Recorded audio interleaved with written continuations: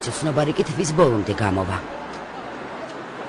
ხელნაწერთა ეროვნული ცენტრი ექვთიმე თაყაიშვილის პირადი არქივის განახლებული კატალოგის გამოცემას გეგმავს. ახალ გამოცემაში მოგზაურობის დღიური გაზეთ კომუნისტის ერთი ნომერი, ძველი ქართული მონასტრების აღწერილობა და ფოტოები მოხვდება. როგორია ექვთიმე ღვთისკაცის ემიგრაციაში დაწერილი წერილები, ქართული საგანძურის გადარჩენის ისტორია და სამშობლოში დაბრუნებულად მიტოვებული გმირის ცხოვრების ბოლო წლები. თეიკო ანჯაფარიძე გიამბობთ. პირველად რომ გერმანელები მოვიდნენ პარიზში, იმ დროს ჩემს შესახებ ბევრი ცილისწამებმა ეთქვათ მათთვის. ვითომ მე ვარ დიდი წინააღმდეგი გერმანელებისა და გერმანიისა. წერილი, რომელიც დიდი ქართველი მოღვაწის პირად არქივშია დაცული, ემიგრაციაში ყოფნის ერთ-ერთ ეპიზოდს ასახავს. ექვთიმე თაყაიშვილი თავის მოგონებებში მეორე მსოფლიო ომის დროს ნაცისტების მიერ ვერსალში დაცული ქართული განძის მითვისების მცდელობის ამბავს აღწერს. მაშინ განძეულის ოკუპირებული პარიზიდან გატანა შეუძლებელი იყო. ამიტომაც გადაწყდა ძვირფასეულობა სარდაფში ჩაეტანათ და ყუთებისათვის სამშენებლო ნაგავი დაეყარათ. ექვთიმე თაყაიშვილი წერს, რომ საქართველოს ისტორიისათვის ძვირფასი ნივთების გადარჩენა მხოლოდ თანამოაზრე თანამემამულეების დახმარებით მოახერხა. არსებობდა ქართველების სხვა ჯგუფი, რომელიც მას მხარში დაუდგა და რეალურად მათი აქტიური მხარდაჭერის შედეგად იყო, რომ გერმანელებს არც უსწიათ ამ განძის წაგება და რეალურად არც ვერც გაიგეს, რას წარმოადგენდა ეს განძი. ხელნაწერთა ეროვნულ ცენტრში გაზეთ კომუნისტის 1931 წლის 22 თებერვლის ნომერიც ინახება.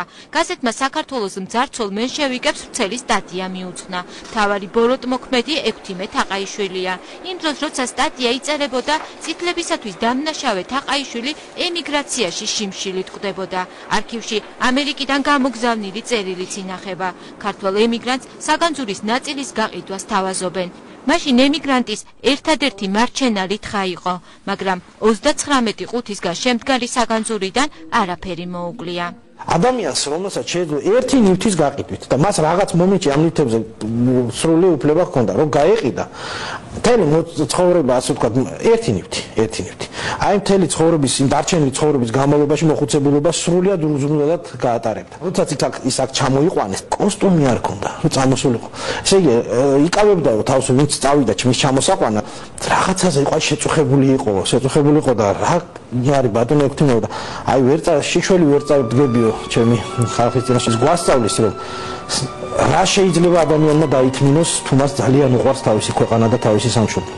ექვთიმე თაყაიშვილის ცხოვრების მთავარი აზრი ჯერ საქართველოს ისტორიის გარშემო არსებული მასალის შეგროვება, ხოლო შემდეგ დაცვა იყო. განსაკუთრებული მნიშვნელობა აქვს თაყაიშვილის მიერ მოპოვებულ ვეფხის ყაოსნის უძველეს ხელნაწერებსაც. ემიგრაციამდე მეცნიერმა ორჯერ ფეხით მოიარა ტაოკლარჯეთი, აღწერა საქართველოს ტაძრები, ჩანაწერები და ფოტოები ინფორმაციას იმ ძეგლებზე შეიცავს, რომელიც საერთოდ აღარ არსებობს ან საქართველოს კუთვნილება აღარაა. ამჟამად თაყაიშვილის პირადი არქივის დამუშავება და განახლებული კატალოგის გამოცემა იგეგმება.